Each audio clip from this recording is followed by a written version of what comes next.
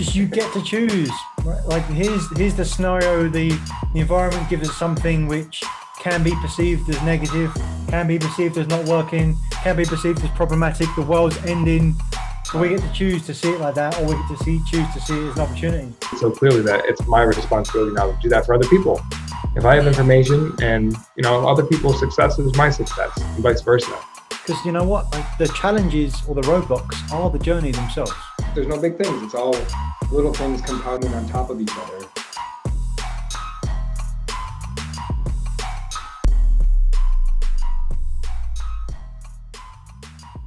All right, we are back for another episode of the Pro Advisor Coach podcast. Coach Nick Davies, along with your special co-host.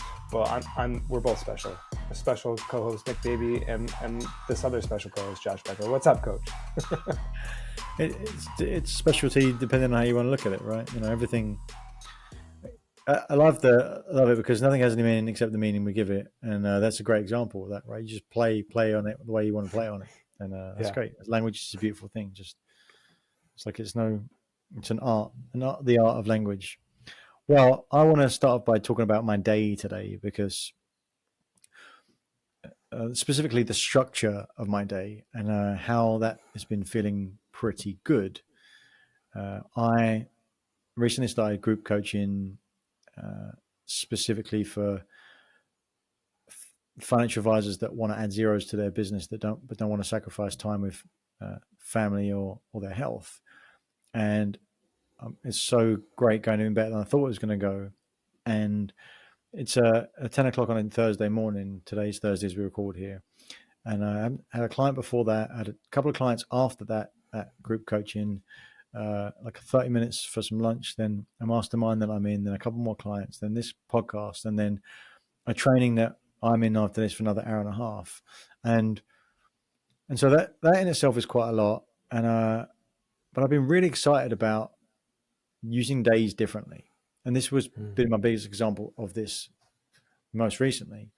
And so in order to do appropriate preparation for my group coaching, it's not just the preparation for that call in a day, but it's preparation thinking through the process, reviewing last week's version, seeing what else I can add to it, what other value there is. I decided that I was going to get up at 4:30, which is between an hour and an hour and a half earlier than normal, and just get straight to work. Right. So I got up at 4:30 and I went downstairs and I drank some water and made some tea and learned to have been English, and was in front of my desk here by I think 4:50, and then proceeded to work until 6:30. So at least an hour and a half of focused work. There's the first thing I let in. It was all about my group coaching program, very specific. And so after that hour and a half, I had created exactly what I wanted to do that day.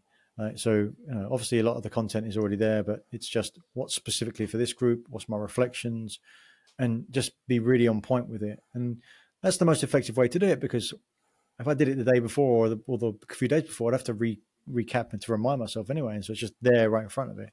And then 6:30, I went to go and get Waverly out of bed, make breakfast and do all the stuff, took her to school. And then I was back in my chair by 7:45. And then my first client at 9. So I did my journaling and everything else. And I was actually at my desk here by 8:15, enough to do some catch up and some my top 3 things before I kind of got in the day. And it just went. And I reflecting last night how I was looking forward to that, because here's the kicker, that all those things up to 6 o'clock. At 6 o'clock tonight, I'm going to then start packing because we're going to drive to the beach house this evening, which is a 3.5 hour drive. So 6, probably won't leave the house until 7. I've got to pack. I'm sure there's other things the girls got to do that we've got help with, and food or whatever else. Put that in the car and then set off at 7. Be driving for 3.5 hours before we get to the beach, and I want to be in that spot where I'm doing that, and the girls can sleep in the car, and I want to do that, and I'm excited to do all that, and to get to sleep at 11 o'clock tonight, and I just feel really good about that day. It's not oh, I can't believe that's the day that worked out. It feels just really good. Like I got to push myself today in a way that was really well-rounded. And I even got like a little mini workout in this morning, got my stretches done, 15 minutes, did 100 push-ups in 12 minutes.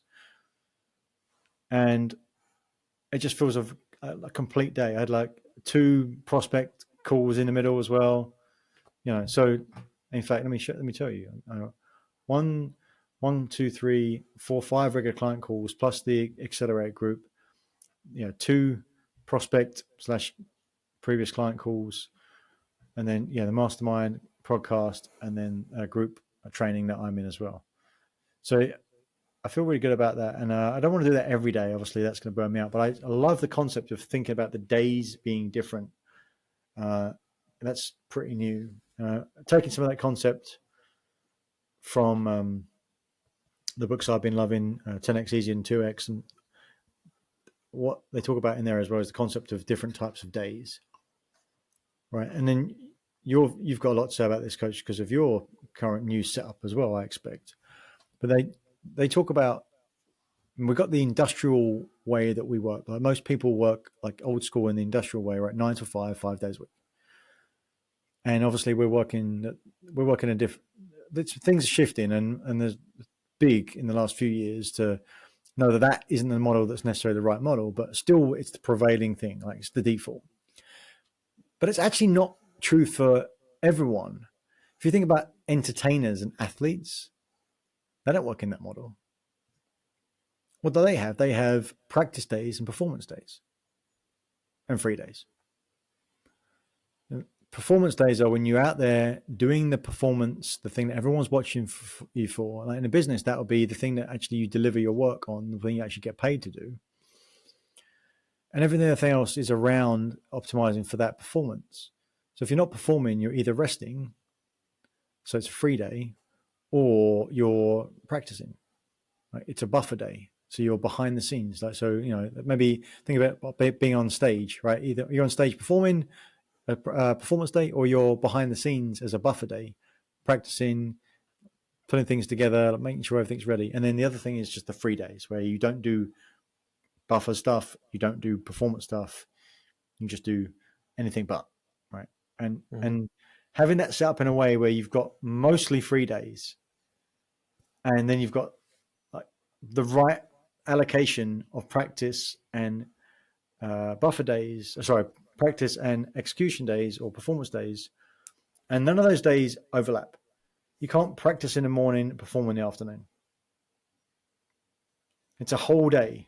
You can't like do a performance in the morning and then the afternoon, like clean up a bunch of stuff, right? It's obvious when you give those examples, but the water gets more muddied when it comes to business. That was pretty much a 7-minute monologue, and but I stand by it because it's just very interesting. There's lots of things I think I can take from that. But what jumps out for you, Coach? Originally, what I had written down is how important variety is to you. So just saying like using days differently, right? And then what I think I gathered from what you're saying is that you can live in a space to where you know what is required of you to show up. And maybe what that implies is that unconsciously, if we have a day full of this meeting is about this is a practice Zoom, this one is a performance Zoom, this is actually like a rest Zoom, or like, you and I have connections sometimes where we just, connect and catch up. Right. That maybe subconsciously your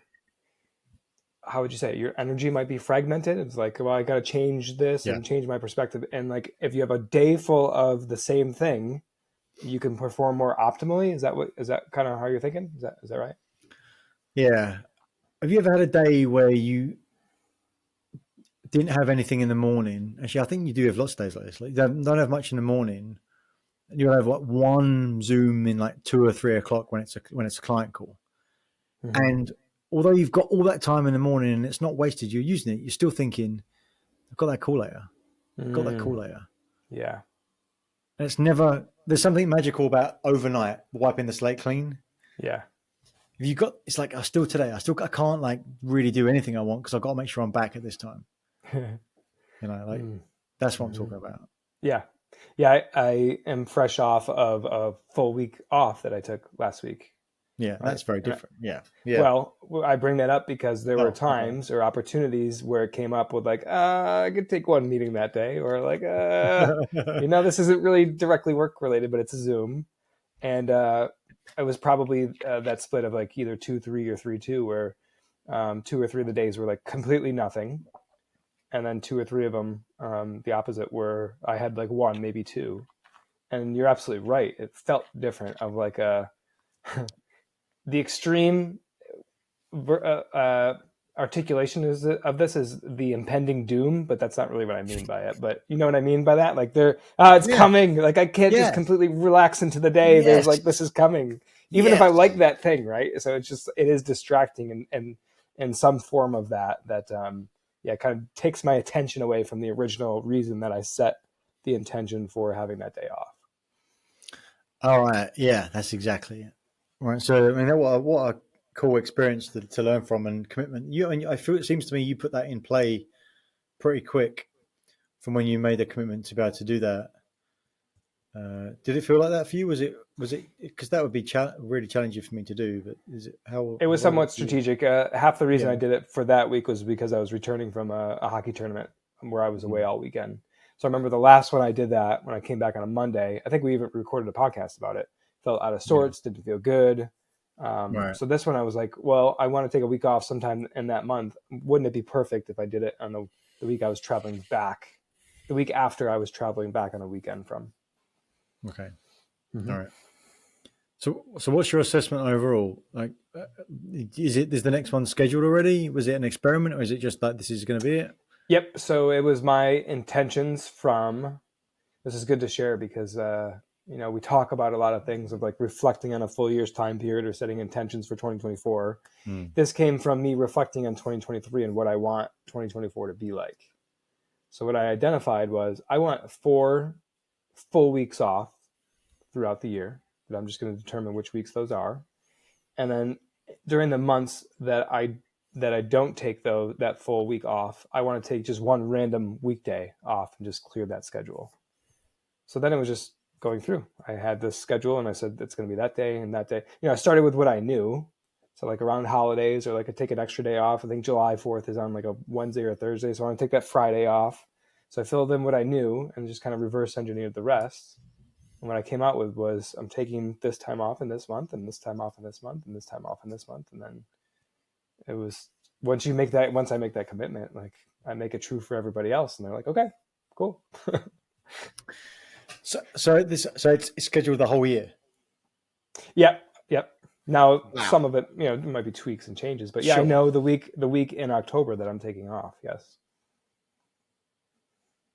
That's awesome. Okay, cool. I didn't know that. All right, and then how did you manage the conversations? Because this actually, perhaps I would like to talk next about my mini sabbatical, because it ties to that. Yeah. How did you manage the conversations with the people that you needed to inform and enroll? Sure. I think what you're asking is like the clients, right? So we have this expectation that we meet roughly at it's pretty much a weekly basis, right? Yeah. That's our cadence. So first and foremost, framed up front, especially with the recent clients, that, hey, this might happen, right? So I say up to 4 Zooms is our agreement per month. And in those weeks or in those months where you might get 5, we're not going to just not schedule it, but I'll ask for your grace and patience. And like the weeks that I'm going to take off, we're just not going to make up. That's not time that you get back. It's not time that I'm taking away from you. And on top of that, I'm going to figure out a way to add value to you during that week that I'm not even there. And so, as you know, because you helped me do this and you modeled it for me first, put together a value add campaign of like, here's all the resources and the things that you can tap into in our absence. Yes, we're not meeting during that half-hour time like we usually do, but keep that space preserved and do something that serves you in the form of gaining value some way, shape, or form that week. Yeah. And you didn't ask this yet, but the response was like, it varied from, okay, cool, got it. Like that was the minimum to like, this is freaking awesome. Like I want to do this for my clients. I want to adopt this for myself. All right. I can't believe we haven't talked about this yet. What that actually was like. So how did you do it? Were you very strategic with each one of them? You told in one of their calls, and then you follow up with an email, or you just Correct. banged an email out? Yeah, put together a Perfect. full document that showed, had the calendar on there of all the dates for the rest of the year so they could be informed. Okay. And then it also had the value add. Like I had 10 things listed of, here's exercises you could do. Here's my favorite meditation videos. Here are my favorite workouts. Right. And like 10 different options, right? So, a verbal conversation first.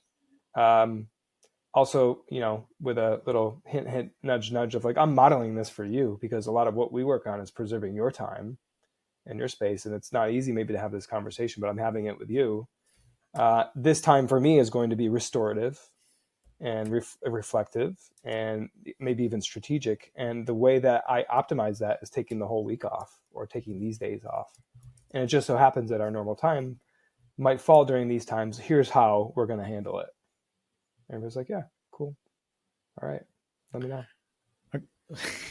Cool. So it was like you got the agreement on the call and you just followed up with details and email. Correct. So I emailed them the full campaign, and then I set, when I was out last week, like preset automated emails during our time slots that they would receive that email even when I was away. Oh, great. So you just sent you sent different versions of that email each day of the week, or? Yeah, same thing. Like, hey, the time has come. Like, I'm not here today, but here are all the ways you can gain value. And I'll share. So this is the first week back. I had a client today that said, I watched one of your podcast episodes that you included on that. I watched the Mindscan episode and blew me away. It was like, it added more to my results and I got a lot out of it. Surprise. Yeah, it's awesome, coach. Absolutely very cool. Because, this ties exactly into what I was going to say, because my mini sabbatical this year is that exact same focus, right? That's saying, I'm going to be bold enough. I'm going to model this behavior, and it's scary, and I'm scared about it. And I want to share with everyone that I'm scared about it. And I want to model the behavior because I know that the more time we spend free time, and let me make a distinction, right? Because I still get this thing pops into my mind around getting away with things or being lazy versus doing the work, right? And that standard is like still stuck in my mind somewhere, like a very low scarcity standard, right? It's like if I'm not working, then I must be fucking around, like doing things that are making my life worse. Like, it's like get to work and get off the streets, right? It's like that kind of mentality, right? It's like get them off the streets, get them to work. Now, the default is not back on the streets, right? It's like it's a higher level thing. And so this is time I'm going to spend away from business is going to be reflective and restorative to me, which means I have got more capability, capacity, more creativeness to find out more depth of ideas to apply to my clients to add more value to them because I have added more value to myself. And it's bold. But I'm taking the entirety of August off. So from July 31st, I'm going to be done until Labor Day. That's very European of you.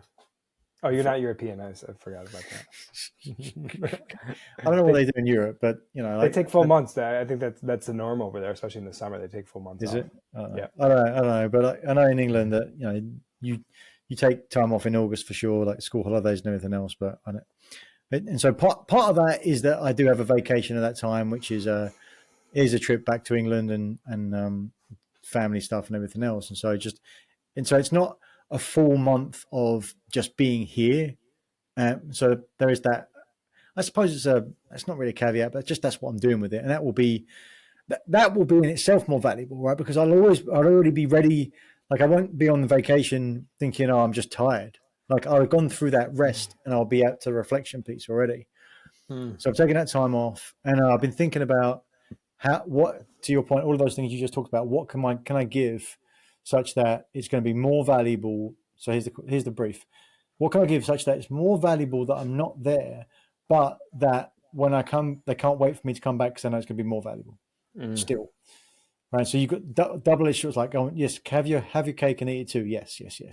Right. And so part of that is utilizing the team. Like Coach Lindsay already said, I'll do Strengths Finder assessments for all of your clients. Well, it's like, that's wonderful. How cool is that? Yeah. Right. And all the things that you said already. And then one of the things I thought about as well, because I thought, am I going to have to, should I, in my list of things that clients could do, should I have okay, well, if you don't agree with any of this, then okay, we can skip the month in terms of like your retainer here. It doesn't sit well with me. And I was out training with my friend last weekend, and I was telling him about it. And what dawned on me was, the right standard here is not to have that point, but to have a point that says, if you feel like you don't resonate with this and it doesn't feel right to you that you're investing in this month and I'm not here, then it's not well, then we can skip a month. It's, well, we need to have a conversation about our relationship. Yep. And that's the boldest part for me. That's the scariest part to kind of say out loud here and think about. But it has to be that way. Yeah. Can I share something that's coming up for me? Yes. I think we as coaches, we take pride in what we do, right? We know that we add value to people. So part of our brain is like, well, if we're not there, how could they get value? Like, if I believe in myself, then they should have should they be paying for that retainer? So I think there's like an identity shift that can happen here with like, I can add value even when I'm away, but it's still me. And like, I don't know, just the thought that came up with like, you could have a discussion of like, what progress would we make over the next month with me here? I'm like, let's come up with a plan together to make that progress still without me here. It's a different kind of stretch. It's a different kind of opportunity. It's a different setup, right? It's like it's doing the opposite to prove the point, right? And obviously the fear and the danger is to say, well, then, or if that works for that month, then why can't it work for all the months? And I don't need it anyway. But that's, we know that's beside the point, right? Because then it loses. There's no tension. It loses its tension, and when it's slacker, doesn't have any pull, right? And so I know it's the right thing to do, and I'm excited to be bold and have those conversations. And I'm very I've got a great set of clients, and it's taken me a long time to get to that place, and I'm excited about sharing with them, quite frankly. And then putting it together and of course, here's the irony: is just the act of doing it itself proves the point. Because I'm going over and above through the whole process, and I'm talking about it.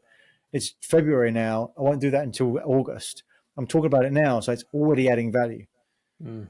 It's already offering a different mindset. It's already saying, look, here's what he says, and I know I should do it because it makes sense. But now he's actually doing it, right? And like being part of the experience with my clients, with our clients, I think it's so important because there's always extra levels of value to add, and we have to go first. As leaders, we go first. Our clients are leaders as well, and so like that's in this relationship. It's about our clients, but it's about showing the clients the standard by showing the clients the standard. Bingo. And my way of summarizing, which I mean, same thing you just said, just in a different way. We're modeling being bold with what we want. Yes. That's what we want. That's what we want our clients to do. Let's be honest about what you want, because when you really go after what you want and you get it, then that's like the sweet stuff right there. Yeah, love it. All right, Coach, I'm out of here. On that note, take care. Crush it. Peace. Thank you for watching another episode of Truth Seekers.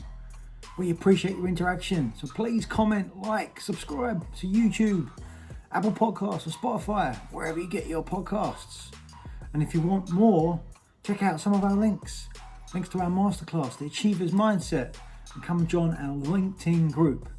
And what do you want to see more of? Remember, we're here to share the simple secrets of successful. So help us do that. What do you want to see? What do you want to see more of? Thanks, and see you again next time.